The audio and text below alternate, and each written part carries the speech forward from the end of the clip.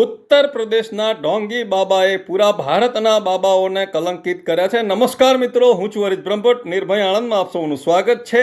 ધર્મના નામે ચાલતા ગોરખ ધંધા, યુવતીઓને મોટા ઘરની મહિલાઓ મોટા ભાગે બાબાઓની જાળમાં ફસાઈ જાય છે. તો કેટલીક મહિલાઓ ખુદ જાતે આવા ઢોંગી બાબાઓને વશ થઈ પોતાનું સર્વસ્વ સમર્પિત કરી દે છે. બાબાઓને ખબર હોય છે કે ધનાઢ્ય પરિવારમાં ઘણા પતિઓ સમયના અભાવે પોતાના પરિવારને સમય આપી શકતા નથી, જેનો ગેરલાભ આ ધર્મના કેટલાક ઢોંગી બાબાઓ ઉઠાવે છે, જેમાં પૈસા, પ્રેમ, મોંઘી મોંઘી ભેટો અને સ્ત્રી પોતાના શરીરનું સમર્પણ બાબાને શરણે ધરી દે છે.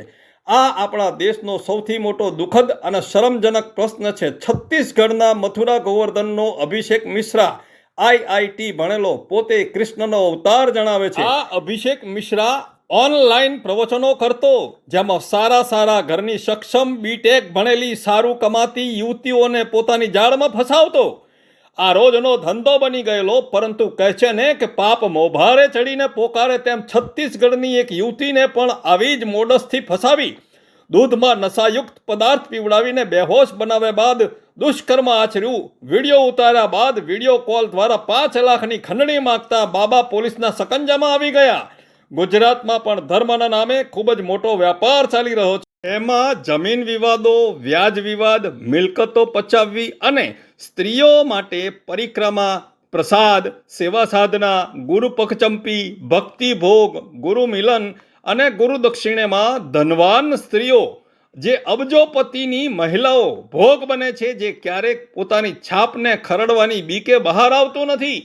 જેમાં ખાસ હોસ્ટેલો, મહિલા આશ્રય, ભજન સંધ્યા જેવા ધાર્મિક સ્થળોમાં જ સડો લાગ્યો છે, જ્યાં ક્યારેય કોઈનો શક જતો નથી. આ બધામાં ઘણા ખરા નેતાઓ, અધિકારીઓ અને વહીવટદારો સામેલ હોય છે, જેમાં સૌથી મોટું કાંડ વ્યાજ વટાવનું છે, જે ખાસ અંગત લોકો જ કરોડોમાં કાંડ કરતા હોય છે અને માલ મિલકત જમીનોને પણ પચાવવાના કિસ્સા બન્યા હોય છે, પરંતુ તેને પૈસાની જોરે દફનાવી દેવામાં આવે છે.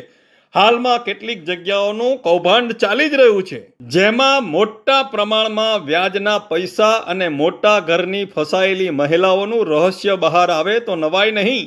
ગરીબ ઘરની બહેન દીકરીઓને ખાસ સેવા પૂરી પાડી તકનો લાભ લઈ લેતા સાધુઓનું કૌભાંડ 100% બહાર આવશે, તેમાં કોઈ બેમત નથી. આપનો હરીશ બ્રહ્મભટ્ટ. વંદે માતરમ. ભારત માતા કી જય.